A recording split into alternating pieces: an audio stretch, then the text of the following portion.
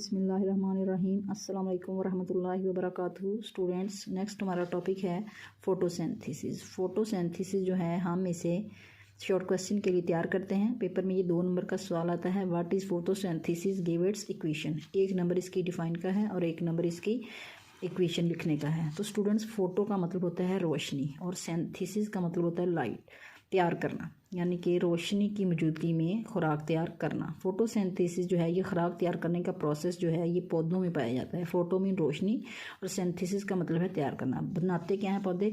इसमें ग्लूकोज का मॉलिक्यूल एक बनता है, किससे? कार्बन डाइऑक्साइड और पानी के मिलने से। किसकी मौजूदगी में? क्लोरोफिल की मौजूदगी में और सूरज की रोशनी की मौजूदगी में। और ऑक्सीजन जो है इसमें एज अ बाई प्रोडक्ट हमें हासिल होती है। आगे हम आते हैं इसकी इक्वेशन पर। 6 मॉलिक्यूल कार्बन डाइऑक्साइड के, 12 मॉलिक्यूल पानी के, सूरज की रोशनी और क्लोरोफिल की मौजूदगी में आपस में रिएक्ट करते हैं। तो आगे क्या बनता है हमारे पास? ग्लूकोज। ग्लूकोज का फार्मूला क्या है? C6H12O6। और साथ ऑक्सीजन जो है एज अ बाई प्रोडक्ट बनती है और साथ पानी के 6 मॉलिक्यूल जो हैं वो रिलीज़ होते हैं। तो स्टूडेंट्स, आपको समझ आ गई होगी कि इसमें कार्बन डाइऑक्साइड और वाटर को हमने इस्तेमाल करना है, ऑक्सीजन, क्लोरोफिल और सूरज की रोशनी की मौजूदगी में। तो इसके नतीजे में जो प्रोडक्ट पौधों को चाहिए वो ग्लूकोज है और ऑक्सीजन जो है वो एक इजाफी प्रोडक्ट के तौर पर साथ बनती है और साथ पानी बनता है। नेक्स्ट स्टूडेंट जो हमारा है वो यहाँ से आप बॉक्स में देखें, ये शॉर्ट क्वेश्चन है, व्हाट इज़ ऑस्मोसिस। ऑस्मोसिस क्या होती है? ऑस्मोसिस जो है इसमें जो पानी है, मूवमेंट ऑफ मॉलिक्यूल होती है एक डाइल्यूट सॉल्यूशन से कंसनट्रेटेड सॉल्यूशन की तरफ थ्रू अ मेम्ब्रेन। इसमें ये आपने लाजमी लिखना है कि पानी जो है वो मूव करता है डाइल्यूट सॉल्यूशन से, यानी कि जहाँ कम पानी है वहाँ से ज़्यादा पानी की तरफ, किसके ज़रिए? एक मेम्ब्रेन के ज़रिए। उसे कहते हैं ऑस्मोसिस। ये भी 2 नंबर का शॉर्ट क्वेश्चन पेपर में आता है बोर्ड में। तो नेक्स्ट स्टूडेंट हम चलते हैं। नेक्स्ट जो स्टूडेंट वो है हमारा शॉर्ट क्वेश्चन है कि जो लीफ की सरफेस है उसमें कितने % स्टोमेटा ने उसको कवर किया होता है? अबाउट 1 से 2% तक जो पत्ते की सतह है उसको स्टोमेटा ने कवर किया हुआ होता है। स्टोमेटा जो हैं ये पत्ते की सतह पर एपिडर्मिस पर छोटे छोटे सुराख होते हैं जिनके ज़रिए ये गैसों का तबादला करते हैं। तो ये 2 नंबर का शॉर्ट क्वेश्चन है और बाज़ का ये MCQs भी पेपर में। नेक्स्ट स्टूडेंट हमारा जो टॉपिक है वो है मैकेनिज्म ऑफ फोटोसिंथेसिस। स्टूडेंट्स, जो फोटोसिंथेसिस है इसको हम 2 फेज़ में डिवाइड करते हैं, एक है लाइट रिएक्शन और दूसरा है डार्क रिएक्शन। तो स्टूडेंट्स, इसमें हम देखते हैं कि फोटोसिंथेसिस अकर इन 2 फेजेस। इसको 2 फेज़ में, 2 डिवीजन में हम इसको डिवाइड करेंगे। जो फर्स्ट फेज़ होती है उसमें लाइट एनर्जी जो है उसको जज़ब किया जाता है और उससे हाई एनर्जी मॉलिक्यूल ATP और NADPH बनते हैं, ठीक है। और ये रिएक्शन जो हैं इनको हम लाइट रिएक्शन कहते हैं क्योंकि ये लाइट की मौजूदगी में होते हैं, लाइट के इस्तेमाल से होते हैं, ठीक है। और ये रिएक्शन हमें पता होना चाहिए कि लाइट रिएक्शन जो है ये किस फेज़ में, किस जगह पे ये रिएक्शन होता है। लाइट रिएक्शन जो है ये क्लोरोप्लास्ट में थाइलाकॉइड मेम्ब्रेन होती है जिसके ऊपर लाइट रिएक्शन वकूफ़ पज़ीर होते हैं। तो स्टूडेंट्स, लाइट रिएक्शन में क्या होता है कि लाइट एनर्जी जज़ब की जाती है जिसके नतीजे में हाई एनर्जी मॉलिक्यूल जो हैं वो ATP और NADPH जो हैं वो बनते हैं। और ये जो रिएक्शन हैं इनको लाइट रिएक्शन कहते हैं। और ये कब होते हैं रिएक्शन? ये थाइलाकॉइड मेम्ब्रेन जो होते हैं उस पर होते हैं। नेक्स्ट जो फेज़ वो हमारी है कि this reaction do not use light energy directly. ये लाइट एनर्जी को डायरेक्टली इस्तेमाल नहीं करते, तो they are known as dark reaction. इनको डार्क रिएक्शन कहते हैं। और डार्क रिएक्शन जो हैं ये कहाँ होते हैं? डार्क रिएक्शन जो हैं ये क्लोरोप्लास्ट के स्ट्रोमा में होते हैं। स्टूडेंट्स, मैकेनिज्म ऑफ फोटोसिंथेसिस जो है इसको हम 2 फेज़ में डिवाइड करते हैं। मैं इसकी आपको समरी बताने लगी हूँ। जो फर्स्ट फेज़ है उसको हम लाइट रिएक्शन कहते हैं। ये सूरज की रोशनी को जज़ब करते हैं और हाई एनर्जी मॉलिक्यूल बनाते हैं ATP और NADPH। तो these reactions are called light reaction. तो लाइट रिएक्शन जो है ये कहाँ को पज़ीर होते हैं? ये थाइलाकॉइड मेम्ब्रेन जो है क्लोरोप्लास्ट की उस पर होते हैं। सेकेंड फेज़ जो है वो है डार्क रिएक्शन की। जो डार्क रिएक्शन है ये लाइट एनर्जी को डायरेक्टली यूज़ नहीं करते और लाइट रिएक्शन में जो high energy molecule molecule ATP और NADPH बनाते हैं, ये उनसे एनर्जी लेते हैं। तो सच रिएक्शन जो है इनको हम डार्क रिएक्शन कहते हैं। जो डार्क रिएक्शन हैं ये कहाँ होते हैं, ये क्लोरोप्लास्ट के स्ट्रोमा में होते हैं। अब यहाँ पे हम इसकी डायग्राम को देख सकते हैं। ये लाइट रिएक्शन है, ये सोलर एनर्जी इसने जज़ब की है, ठीक है। और ये कहाँ हो रहे हैं, ऑन द थाइलाकॉइड मेम्ब्रेन के ऊपर होते हैं। और ये पानी और कार्बन डाइऑक्साइड को इस्तेमाल करते हैं। और जो डार्क रिएक्शन है ये कहाँ पे होते हैं, इन द स्ट्रोमा में, ठीक है, क्लोरोप्लास्ट के स्ट्रोमा में होते हैं। और एंड प्रोडक्ट जो फोटोसिंथेसिस वो क्या है, शुगर, यानी कि वाटर और कार्बन डाइऑक्साइड को इस्तेमाल करते हुए क्या बनाना है, शुगर। ये है फोटोसिंथेसिस की ओवरऑल समरी। तो नेक्स्ट स्टूडेंट, यहाँ पे एक बॉक्स है, इसमें इंपॉर्टेंट 2 चीज़ें हैं आपके लिए। NAD क्या होता है। तो स्टूडेंट NAD जो है ये एक कोएंजाइम है। इसका 21 का एब्रीवेशन है nicotine amide adenine dinucleotide. और ये जो NAD है जब ये हाइड्रोजन आयन गेन करता है यानी इसकी रिडक्शन होती है तो तब ये NADH हो जाता है। और NADH एक कोएंजाइम है और जब इसके साथ फॉस्फेट लगता है तो ये NADP+ हो जाता है। NAD क्या है, nicotine amide adenine dinucleotide, ठीक है। और ये एक हाइड्रोजन लेगा, इसकी रिडक्शन हो जाएगी और NADP में चेंज हो, NADH में चेंज हो जाएगा। हाइड्रोजन गेन की है तो NADH हो गया और जब इसने फॉस्फेट ग्रुप इसके साथ लगना है तो इसने NADP+ हो जाएगा। नेक्स्ट स्टूडेंट्स हमारा light reaction. The summary of events of light reaction is as follows.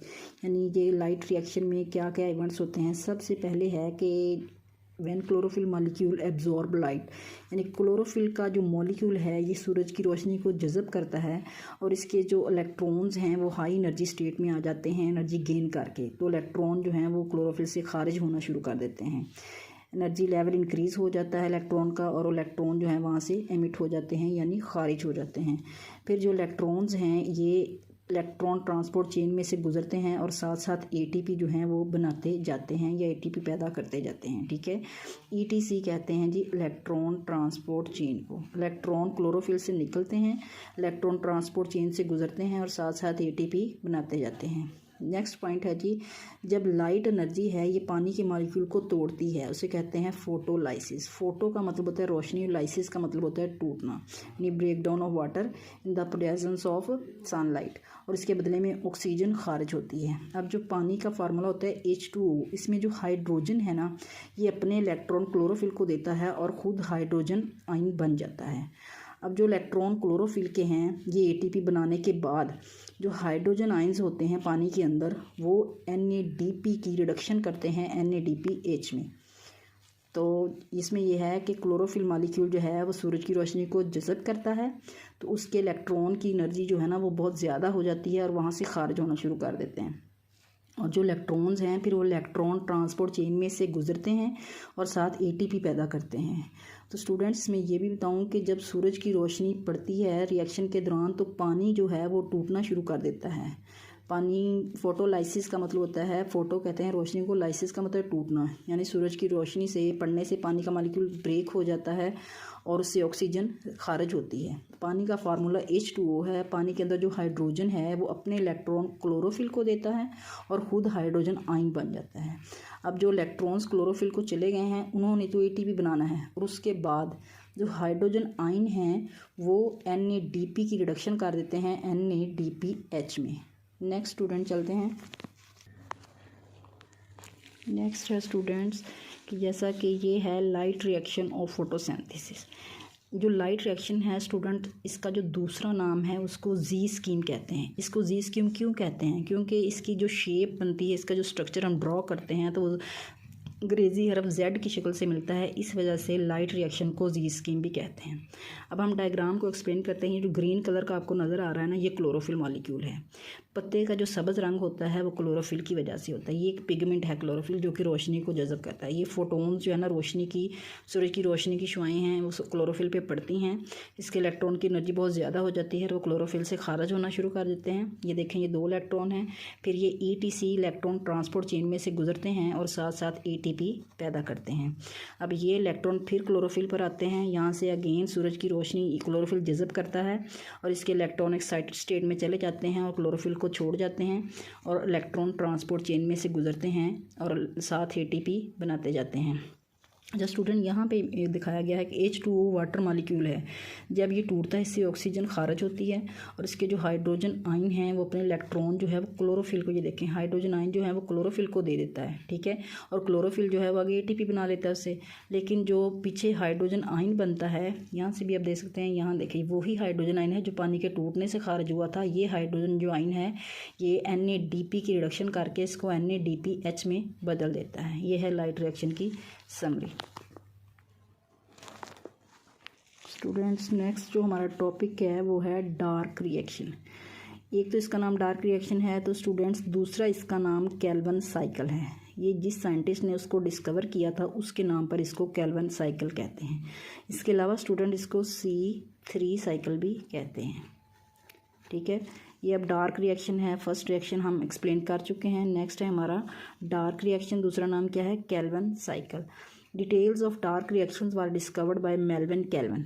Scientist जिसने इसको डिस्कवर किया है डार्क रिएक्शन को, उसका नाम क्या है, मेल्विन केल्विन। और and his colleagues at the university of California, यानी कि उसने मेल्विन केल्विन ने और उसके साथियों ने मिलकर, जो कि कैलिफोर्निया यूनिवर्सिटी के में साइंटिस्ट थे, काम करते थे, उन्होंने केल्विन साइकिल को डिस्कवर किया, डार्क रिएक्शन को।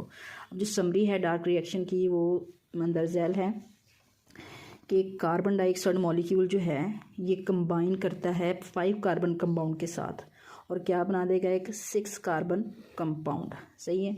और हर 6 कार्बन कंपाउंड जो है वो टूट जाता है 2 कार्बन पर मुश्तमिल 3 कंपाउंड्स में, समझ आइए। यानी कार्बन डाइऑक्साइड का एक मॉलिक्यूल है वो 5 कार्बन कंपाउंड के साथ मिलेगा। अब 5 कार्बन कंपाउंड में पहले ही 5 कार्बन हैं और एक कार्बन डाइऑक्साइड की कार्बन होगी, तो कौन सा कंपाउंड बनेगा, 6 कार्बन वाला कंपाउंड। अब ये 6 कार्बन वाला कंपाउंड जो है ये आगे 2 कंपाउंड में टूटेगा और वो कंपाउंड जो हैं वो 3 कार्बन पर मुश्तमिल होते हैं, ठीक है। नेक्स्ट है स्टूडेंट्स, जो 3 कार्बन वाला कंपाउंड है इसकी रिडक्शन होती है तो आगे से हमें 3 कार्बन पे मुश्तमिल एक कार्बोहाइड्रेट मिलता है ATP को बनाते हुए, और साथ ही NADPH बनता है। अब वो कहता है जो 3 कार्बन पर मुश्तमिल कार्बोहाइड्रेट है ये ग्लूकोज बनाने में इस्तेमाल होता है। जो 3 कार्बन पर मुश्तमिल कार्बोहाइड्रेट है उनको हम दोबारा 5 कार्बन कंपाउंड रीजनरेट करने के लिए इस्तेमाल करते हैं, तो इस स्टेप में भी ATP का इस्तेमाल होता है। तो स्टूडेंट्स अब हम इसको डायग्राम के लिहाज से डिस्कस करते हैं। यहाँ पे एक बॉक्स है, इसको भी देखते हैं कि kelvin was awarded Nobel prize in 1961 for his work on the details of photosynthesis. इसमें है कि फोटोसिंथेसिस की डिटेल किसने दी, मेल्विन केल्विन ने, और उसको नोबेल प्राइज़ कब मिला, 1961 में, ठीक है स्टूडेंट्स। ये आपने याद रखना है कि केल्विन को नोबेल प्राइज़ मिला था 1961 में, और उसका कारनामा क्या, उसने डार्क रिएक्शन को डिस्कवर किया था। तो स्टूडेंट्स अब हम इसको एक्सप्लेन करेंगे डार्क रिएक्शन की। ये है स्टूडेंट्स जो डायग्राम है ये डार्क रिएक्शन की डायग्राम है, ये केल्विन साइकिल की डायग्राम है और C3 साइकिल की डायग्राम है। डार्क रिएक्शन कहाँ होते हैं, ये क्लोरोप्लास्ट के स्ट्रोमा में होते हैं। डार्क रिएक्शन में डायरेक्टली जो लाइट है वो इस्तेमाल नहीं होती। ये लाइट रिएक्शन के जो प्रोडक्ट हैं ATP और NADPH उसकी एनर्जी इस्तेमाल करते हैं। तो स्टूडेंट यहाँ से हम सबसे पहले आगाज़ करते हैं कि कार्बन डाइऑक्साइड CO2 इसके 3 मॉलिक्यूल जो हैं ये 5 कार्बन कंपाउंड से मिलते हैं, तो क्या बनाते हैं, एक 6 कार्बन कंपाउंड बनता है। जो 6 कार्बन कंपाउंड है ये 2 कार्बोहाइड्रेट्स बनाता है जो 3 कार्बन पर मुश्तमिल होते हैं, और ये 3 कार्बन पर मुश्तमिल जो कार्बोहाइड्रेट्स हैं ये ग्लूकोज बनाने में इस्तेमाल होते हैं। अब ये 3 कार्बन पर मुश्तमिल जो कार्बोहाइड्रेट है इसको हम 5 कार्बन वाला कंपाउंड बनाने के लिए दोबारा इस्तेमाल करते हैं, और इस तरह ये साइकिल जो है वो जारी रहता है। यानी कार्बन डाइऑक्साइड की 1 कार्बन है ना, तो ये 5 कार्बन वाले कंपाउंड से मिलता है, तो क्या बनेगा इससे 6 कार्बन कंपाउंड। जो 6 कार्बन पर मुश्तमिल कंपाउंड है ये टूट जाता है 3 कार्बन पर मुश्तमिल 2 कंपाउंड में, एक ये और एक ये। अब ये 3 कार्बन पर मुश्तमिल एक जो कार्बोहाइड्रेट है वो ग्लूकोज बनाने में इस्तेमाल हो जाता है, और दूसरा जो 3 कार्बन पर मुश्तमिल कार्बोहाइड्रेट है उसको दोबारा 5 कार्बन पर मुश्तमिल कंपाउंड बनाने के लिए इस्तेमाल कर लिया जाता है, ताकि साइकिल जो है वो जारी रहे। उम्मीद है कि आपको समझ आ गई होगी। स्टूडेंट्स नेक्स्ट जो हमारा टॉपिक है वो role of chlorophyll and light.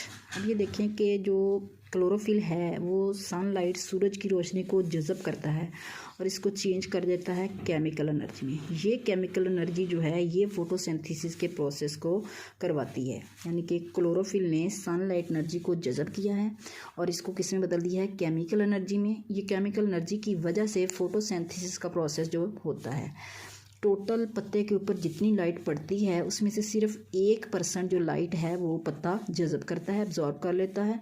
बाकी सारी रोशनी जो है वो ट्रांसमिट हो जाती है या रिफ्लेक्ट हो जाती है, यानी कि वापस मुड़कर चली जाती है। यानी कि क्लोरोफिल ने सूरज की रोशनी को जज़ब करना है, उसको केमिकल एनर्जी में बदल देना है। ये केमिकल एनर्जी ही है जिसकी वजह से फोटोसिंथेसिस का प्रोसेस जो है वो होता है। तो पत्ते की सतह पर जितनी लाइट पड़ती है उसमें से सिर्फ 1%, 1% रोशनी जो है वो पत्ता जज़ब करता है फोटोसिंथेसिस के लिए। बाकी रोशनी जो है वो सारी रिफ्लेक्ट हो जाती है वापस। नेक्स्ट स्टूडेंट ये है कि फ़ोटोसिंथेसिस जो है वो सबसे ज़्यादा फ़ोटोसिंथेसिस कौन सी रोशनी में होती है। ये शॉर्ट क्वेश्चन आता है कि ब्लू और जो रेड लाइट है इसमें सबसे ज़्यादा फ़ोटोसिंथेसिस होती है, यानी कि फ़ोटोसिंथेसिस के लिए सबसे मौसर लाइट जो है, बेहतरीन बेस्ट लाइट वो कौन सी है, वो है ब्लू कलर की लाइट और रेड कलर की लाइट। ये भी शॉर्ट क्वेश्चन 2 नंबर का पेपर में आता है कि blue and red lights carry out more photosynthesis, यानी सबसे ज़्यादा फोटोसिंथेसिस जो है वो ब्लू और रेड कलर में की जो लाइट है उसमें होती है। नेक्स्ट हमारा शॉर्ट क्वेश्चन है स्टूडेंट कि फोटो सिस्टम क्या होता है। इसमें है कि जो फोटोसिंथेटिक पिगमेंट्स होते हैं ना वो खुद को अरेंज करते हैं in the form of a cluster, यानी एक पूरा ढेर सा बन जाता है पिगमेंट्स का। बहुत सारे पिगमेंट्स जो हैं वो इकट्ठे होकर जब एक ढेर सा बनाते हैं उसे कहते हैं फोटो सिस्टम, जो कि in the thylakoid membrane of chloroplast पर मौजूद होता है। अब जो क्लोरोफिल जो फोटोसिंथेसिस का जो मेन पिगमेंट है वो है क्लोरोफिल ए। क्लोरोफिल ए जो है वो मेन फोटोसिंथेटिक पिगमेंट है और इसके अलावा जितने भी पिगमेंट हैं उनको हम एक्सेसरी पिगमेंट्स कहते हैं, ठीक है।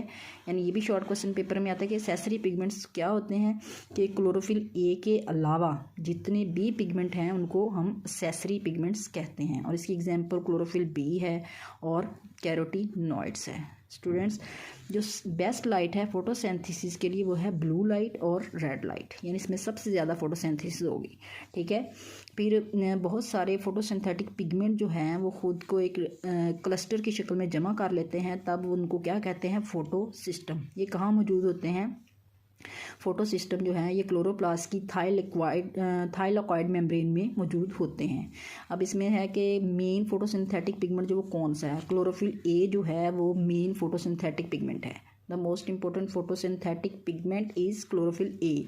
अब ये शॉर्ट क्वेश्चन पेपर में 2 नंबर का आता है कि एक्सेसरी पिगमेंट्स क्या होते हैं, व्हाट आर एक्सेसरी पिगमेंट्स। तो एक्सेसरी 1 नंबर इसकी डिफाइन का और 1 नंबर इसकी एग्जांपल का। जो एक्सेसरी पिगमेंट्स होते हैं कि क्लोरोफिल ए के अलावा जितने भी पिगमेंट्स हैं उनको एक्सेसरी पिगमेंट्स कहते हैं, यानी कि all the pigments other than chlorophyll A. Chlorophyll A के अलावा जो पिगमेंट्स हैं उनको हम एक्सेसरी पिगमेंट्स कहते हैं। एग्जाम्पल क्या है इसकी, क्लोरोफिल बी, और दूसरी एग्जाम्पल कौन सी है, कैरोटीनॉइड्स, ठीक है स्टूडेंट्स। तो नेक्स्ट हमने इसमें ये देखना है कि chlorophyll absorb mainly blue and red light. ज़्यादा कौन सी लाइट क्लोरोफिल जज़ब करता है, वो है ब्लू कलर की लाइट और रेड कलर की लाइट। नेक्स्ट स्टूडेंट यहाँ पे एक बॉक्स बना हुआ है, इसमें हम पिगमेंट्स का जो कॉन्सेप्ट है इसको हम क्लियर करते हैं कि पिगमेंट्स क्या होते हैं। पिगमेंट्स जो है स्टूडेंट्स एक ऐसा सब्सटेंस है जो कि सूरज की रोशनी को जज़ब करता है। कोई भी चीज़ जो सूरज की रोशनी को जज़ब करे वो पिगमेंट है, ठीक है। पिगमेंट जो है वो डिफरेंट लाइट्स को जज़ब करता है। जो हम सूरज की रोशनी हमें वाइट नज़र आती है ये वाइट नहीं होती, ये 7 कलर पर मुश्तमिल होती है। तो इस वजह से जो कोई भी पिगमेंट है वो एक सब्सटेंस है जो कि एब्जॉर्ब करता है किसको, विजिबल लाइट को। ये आपको कॉन्सेप्ट क्लियर होना चाहिए कि फोटोसिंथेटिक पिगमेंट्स पिगमेंट जो हैं वो क्या होते हैं। पिगमेंट वो सब्सटेंस हैं जो सूरज की रोशनी को जज़ब करते हैं। स्टूडेंट नेक्स्ट हमारा टॉपिक है वो है लिमिटिंग फैक्टर इन फोटोसिंथेसिस।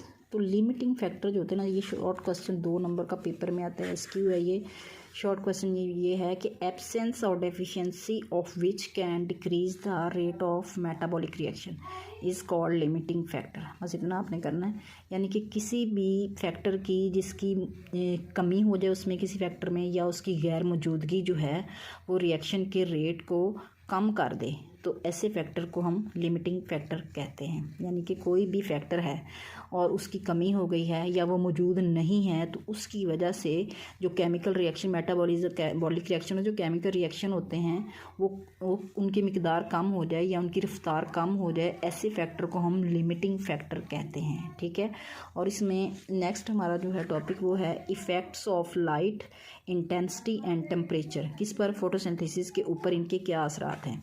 अब वो कहता है कि लिमिटिंग फैक्टर जो है ना, मैनी फैक्टर जो है ना, लिमिटिंग फैक्टर कौन कौन से हैं, लाइट इंटेंसिटी है, टेम्परेचर है, कार्बन डाइऑक्साइड की मिकदार है, ये 3 कर लें, और वाटर भी।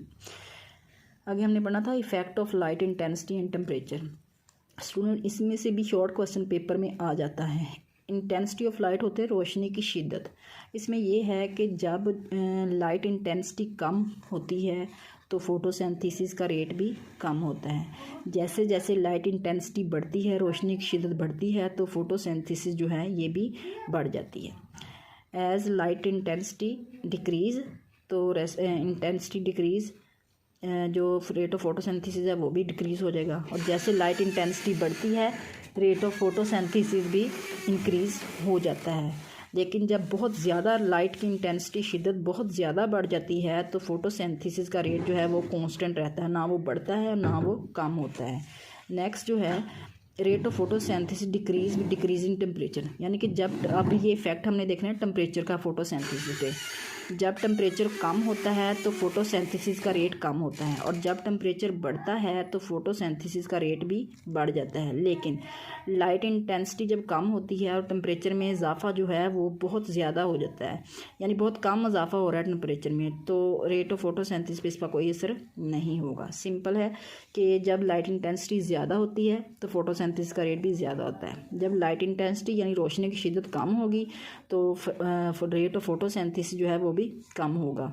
इसी तरह वो कहता है कि जब टेम्परेचर कम होता है तो रेट ऑफ फोटोसिंथेसिस भी लो होता है। जब टेम्परेचर बढ़ जाता है तो रेट ऑफ फोटोसिंथेसिस भी बढ़ जाता है, यानी ये एक दूसरे के डायरेक्टली प्रोपोर्शनल है। नेक्स्ट हमारा शॉर्ट क्वेश्चन है effect of carbon dioxide concentration.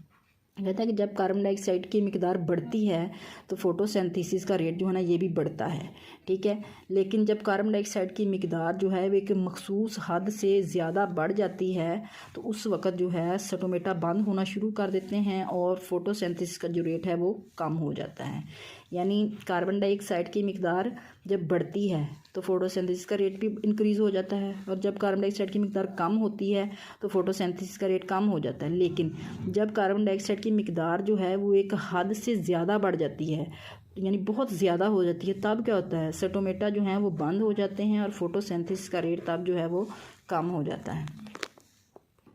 Students next जो हमारा टॉपिक है वो है difference between photosynthesis and respiration. Photosynthesis जो है रोशनी की मौजूदगी में खुराक तैयार करना, ये पौधों में होता है, और रेस्पिरेशन कहते हैं जी सांस लेने के अमल को। अब ये पेपर में लॉन्ग सवाल आ जाता है कि फ़ोटोसिंथेसिस और रेस्पिरेशन में कंपैरिजन जो है वो बयान करें। तो स्टूडेंट्स इसमें फ़ोटोसिंथेसिस जो है ये एक एनाबॉलिक अमल है, और रेस्पिरेशन जो है ये एक कैटाबॉलिज्म अमल है। जो है ना मेटाबॉलिज्म, इसका मतलब होता है कि केमिकल रिएक्शंस, और जो एनाबॉलिज्म इसकी आगे 2 टाइप्स हैं, एनाबॉलिज्म और कैटाबॉलिज्म। एनाबॉलिज्म में मॉलिक्यूल बनते हैं और कैटाबॉलिज्म में मॉलिक्यूल टूटते हैं। जब कोई चीज़ बनती है तो उसको एनर्जी हमें देनी पड़ती है, और जब कोई चीज़ टूटती है तो उससे एनर्जी खारिज होती है। यानी आपको क्लियर हो, ये ऑब्जेक्टिव भी पेपर में आ जाती है कि फोटोसिंथेसिस ये एक एनाबॉलिक अमल है और रेस्पिरेशन ये एक कैटाबॉलिक अमल है। अब इसमें नेक्स्ट ये मुश्किल है पॉइंट, इसको छोड़ दें। अब हमने नेक्स्ट ये करना है कि जो फोटोसिंथेसिस है ये किन किन में होती है। फोटोसिंथेसिस कुछ बैक्टीरिया में होती है, कुछ अल्जी में होती है, और सब पौधों में होती है, यानी it occurs in all the plants, algae and bacteria. जबकि रेस्पिरेशन जो है ये एक ऐसा प्रोसेस है जो कि तमाम जानदारों में होता है, ऑल द ऑर्गेनिज्म। फिर है कि फोटोसिंथेसिस कहाँ होती है, इट अकर्स इन क्लोरोप्लास्ट। इसको आपने एक एक लफ्ज़ में लिखना, पूरा एक फिक्रा बना के लिखना है कि photosynthesis it occurs in chloroplast, ये क्लोरोप्लास्ट में होती है। रेस्पिरेशन कहाँ होती है, या तो ये साइटोप्लाज्म में होती है और दूसरी जगह ये माइटोकॉन्ड्रिया में होती है। Respiration occur in cytoplasm and in mitochondria. Next जो है कि फोटोसिंथेसिस कब होती है। फोटोसिंथेसिस जो है स्टूडेंट्स ये सिर्फ दिन के वक्त होती है और सनलाइट यानी कि प्रेजेंस ऑफ लाइट में होती है, जबकि रेस्पिरेशन जो है वो एक ऐसा प्रोसेस है जो हर वक्त होता है, ऑल द टाइम। यानी कि फोटोसिंथेसिस एक एनाबॉलिक अमल है और रेस्पिरेशन एक कैटाबॉलिक अमल है। क्लियर है। मैं आपको इसका बता चुकी हूँ कि एनाबॉलिज्म क्या होता है, जिसमें मॉलिक्यूल बनते हैं। कैटा का मतलब होता है कट जाना, इससे मॉलिक्यूल टूटते हैं। नेक्स्ट है कि जो फोटोसिंथेसिस है ये बैक्टीरिया में होती है, तमाम पौधों में होती है, और जो रेस्पिरेशन है ये तमाम जानदारों में होती है। फोटोसिंथेसिस जो है ये कहाँ को उपजीर होती है, ये क्लोरोप्लास्ट में होती है, और जो रेस्पिरेशन है ये कहाँ होती है, रेस्पिरेशन जो है वो साइटोप्लाज्म में होती है और माइटोकॉन्ड्रिया में होती है। ठीक है स्टूडेंट्स, ये फोटोसिंथेसिस है ये दिन के वक्त में होने वाला प्रोसेस है और होता भी सूरज की रोशनी की मौजूदगी में, यानी कि प्रेजेंस ऑफ लाइट में होता है और डे टाइम में होता है। जबकि रेस्पिरेशन जो है ये एक ऐसा प्रोसेस है जो कि ऑल द टाइम होता है, हर वक्त हम सांस लेते हैं, दिन रात हर वक्त हम सांस लेते हैं। तो स्टूडेंट्स ये जो है ये लॉन्ग सवाल 3 नंबर का, कभी 4 नंबर का पेपर में आ जाता है कि difference between photosynthesis and respiration.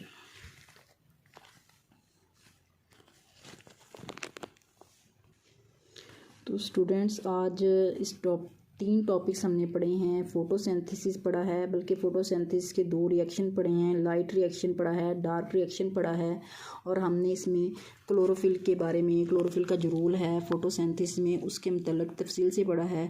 इसके बाद नेक्स्ट जो हमने पढ़ा है वो है डिफरेंस बिन फोटोसिंथेसिस और रेस्पिरेशन का फ़र्क पड़ा है। तो स्टूडेंट्स ये लॉन्ग सवाल आता है पेपर में, ये वाला आ जाता है।